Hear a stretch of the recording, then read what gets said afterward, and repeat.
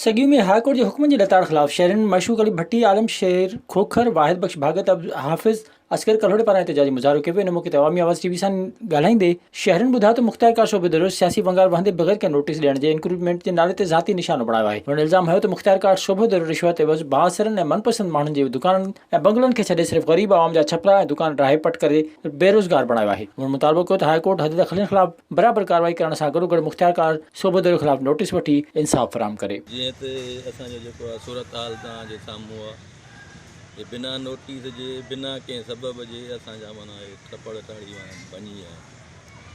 उन महिल आया टपड़ कढो, असां टपड़ कढणु शुरू कया। उन्हनि चयो असां परी लाइन क्लियर कयूं था, तव्हां ते त टपड़ कढो, असां ड्राईंदासीं। असां चयो सही आहे, तव्हां परी लाइन क्लियर कयो छो त असां बि माना टपड़ कढूं था, तव्हां असांखे हदबंदी करे ॾियो। मुख़्तियारकार जेको आहे उहो सूबेदार जी अॻुवाणी में हुयो।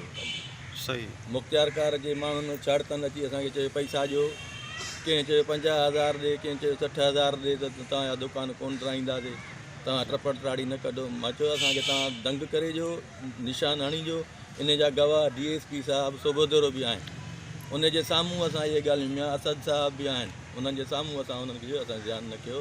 असां बि पाकिस्तान जा रहवासी आहियूं, पाकिस्तान में था रहूं, काॾहें बि कोन था वञूं। टपड़ टाड़ी असां कढूं था, असांखे 2 कलाक रुगो मोहलत ॾियो, असां पंहिंजा टपड़ महफ़ूज़ कयूं। तव्हां बिल्कुलु असांखे हदबंदी करे ॾियो, असां टपड़ पंहिंजा खणूं था। असां ग़रीबनि सां वॾो ज़ुल्म कयो वियो आहे। हीअ असांजा ज़ाती सर्वे नंबर आहिनि ऐं उन्हनि सर्वे नंबरनि ते हद दख़लियूं ॼाणाए असां रोज़गारनि खे बेरोज़गार कयो आहे। हुकूमत असांखे रिलीफ नथी ॾेई सघे त असां ग़रीबनि खां पंहिंजो रोज़ी रिज़्क़ त न खसे।